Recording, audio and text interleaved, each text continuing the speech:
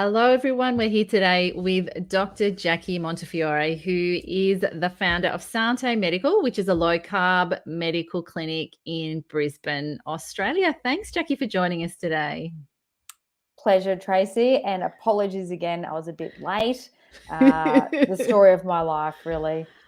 We were Well, talking just before, and we missed the Facebook boat. So sorry to the peeps on Facebook, and hopefully you can catch up with this when you can. they My will. bad. My bad. You blame me. No, they'll see the recording. It's all good. And you know what, Jackie, it's the life of a low carb GP, really, isn't it? When you are not, it's not just a 10-minute visit anyway when you see people. And I think it's just part of the course. And I, for one, am very grateful for doctors like you that do work like this. So it's no big deal, doesn't matter at all. You're here now. So just quickly, just share with everyone a little bit about, what got you into the low carb space, really.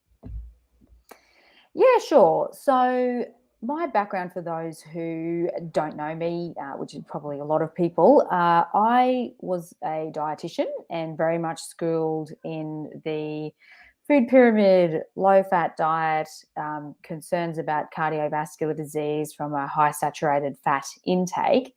And I studied nutrition and dietetics in the late 1990s, early 2000s. So it was really the peak of that time. And we were very much taught about the energy balance model to help with weight loss, and that people who gain weight is simply an energy mismatch. It's too much energy consumption through the diet versus not enough burning off of calories. And to reverse that, all we need to do is simply, like an accounting spreadsheet, make a deficit of 500 calories a day. And then people, like, it was sort of all calculated so exact, people would lose half to 1 kilo per week. But of course, we know in practice and through many people's experience that isn't how it works. But continued to flog that dead horse for quite a long time. Then went fast forward quite a number of years and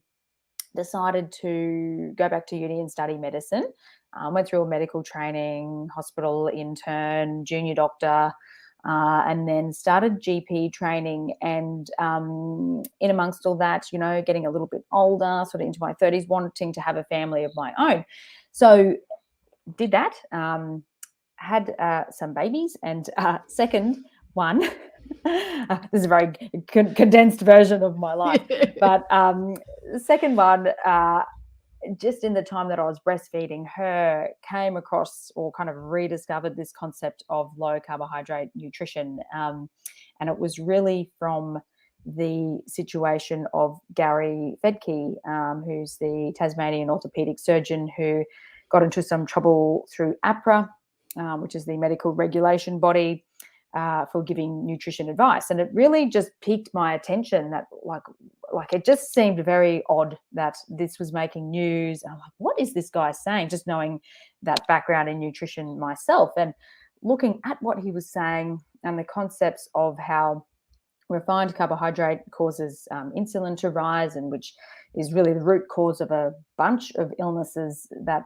a lot of us struggle with, including weight gain and heart disease and diabetes and many, many others. It physiologically seemed like a very sound concept.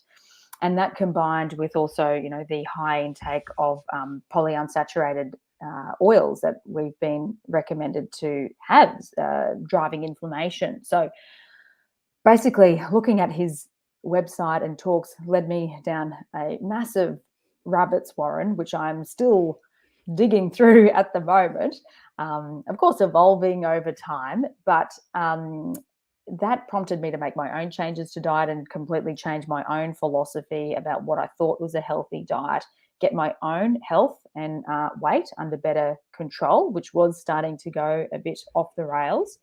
And then, once I thought, this works really well for me, coming back from maternity leave, I wanted to try and discuss this with my patients, but of course, wanting to at first, first do no harm, wanting to make sure it was safe. And so that's what led me into looking into more of the literature, and I guess trying to really get my head around some of the main concerns or bugbears that most doctors have about low carbohydrate nutrition, which really is the heart disease issue. So the whole concept of the diet heart hypothesis, where an increase in intake of saturated fat leads to an increase in cholesterol, leads to increase in heart disease. So A to B to C, and therefore A basically leads straight to C.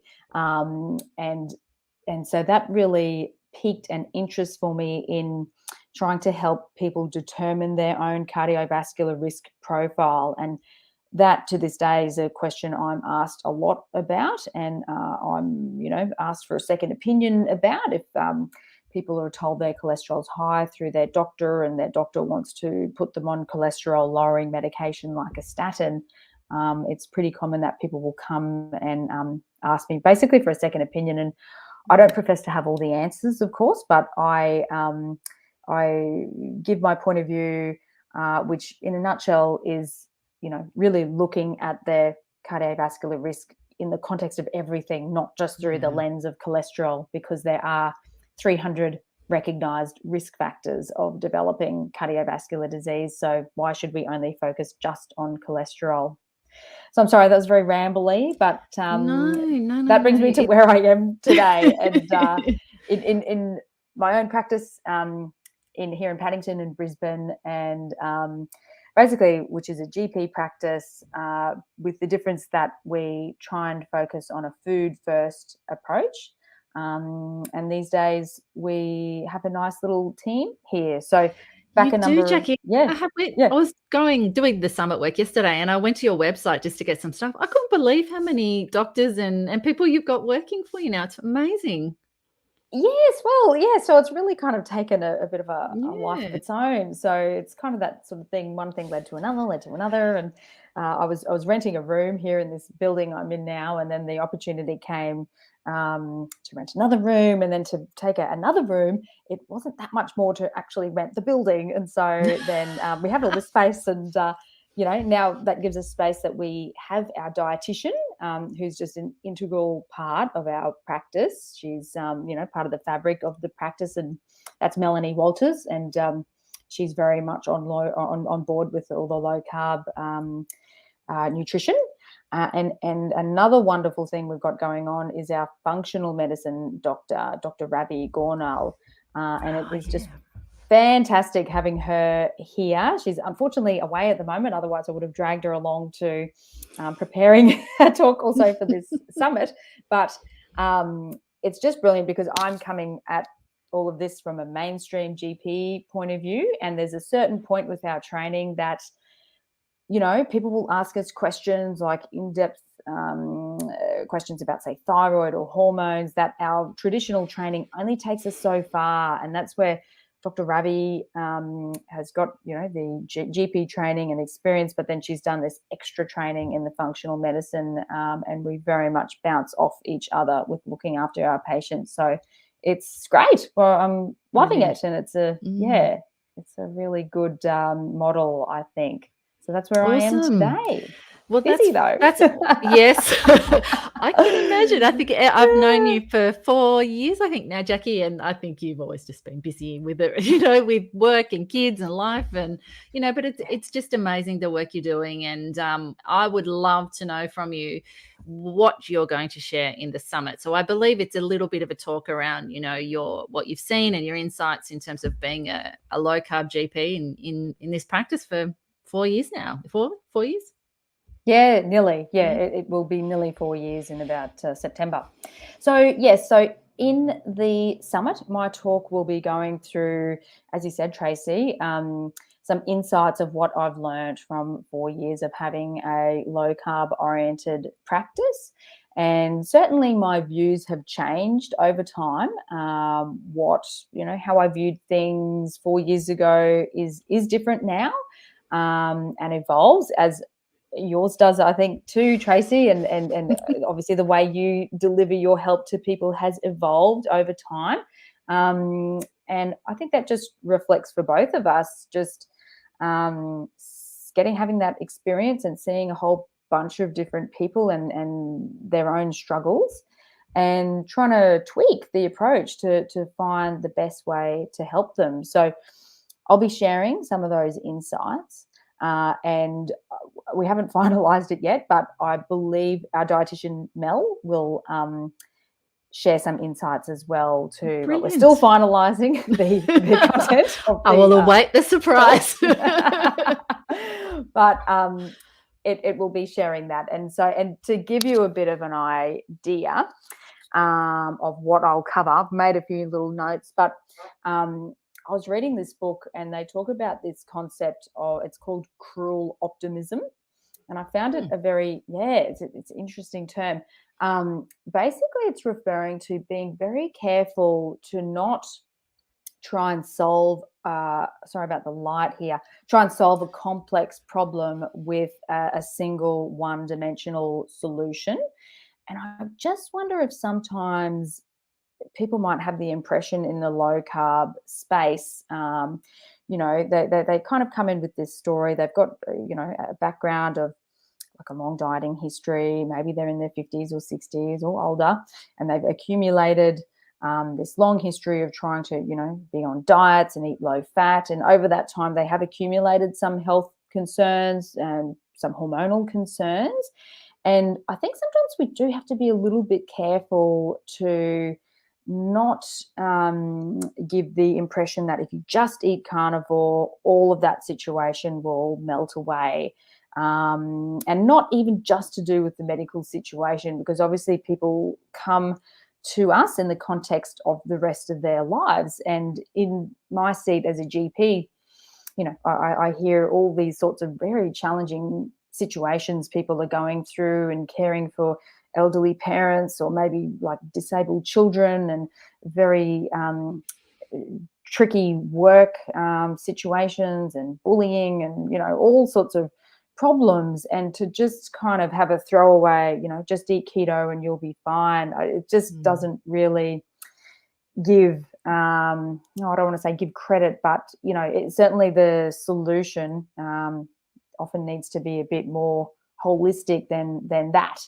And so I'll be talking a bit about that, and certainly from a medical and a health point of view, having, someone like Dr. Ravi, so more of a functional medicine approach is very, very helpful. When, as I said, when I've come to, I guess, the limit of what I've looked into of what might be the cause of someone's weight troubles, for instance, and if I suspect it's something that's more functionally medicine oriented, like their gut health or some source of inflammation that I can't quite put my finger on, getting that person to see Dr. Ravi in a bit more of an in-depth approach is certainly proving quite beneficial.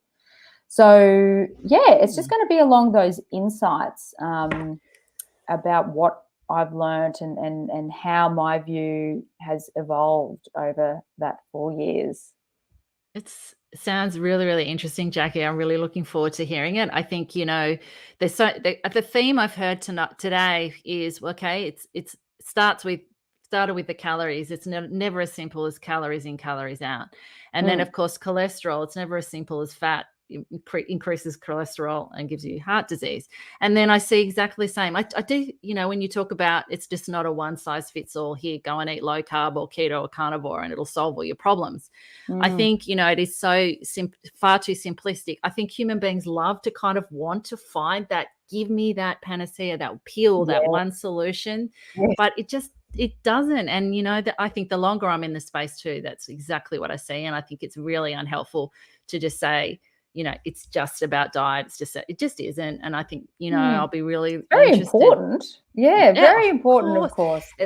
Part of that foundation, of course. But as you say, it's just, it's just not, in the context of what else might be going on in somebody's lives. I mean, I get people all the time contacting me under huge stress with what's going on in their life. And it's kind of like, well, you got to change your diet and overhaul everything is actually far too overwhelming, for them to do that at that point. So I think, it'll be really, really interesting to hear what you've learned and seen. And we can all then, learn and together, and that collective insight that I think all the amazing presenters are bringing into the program is just, well, the summit is just phenomenal. So really looking forward to it. And, you know, thank you, even running late and everything, but you still showed up. Thank you so much. Oh, that's okay. I wasn't going to not, absolutely.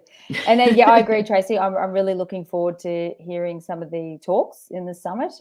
Definitely some really interesting topics being presented. So, yes, I will also be looking forward to that on my end. Brilliant. Well, thanks again, Jackie. I'll let you get back to doing the good stuff, and I'll see you soon. Thanks, Tracy. Nice to see you. Bye. Bye. See ya. Thank you. That's okay.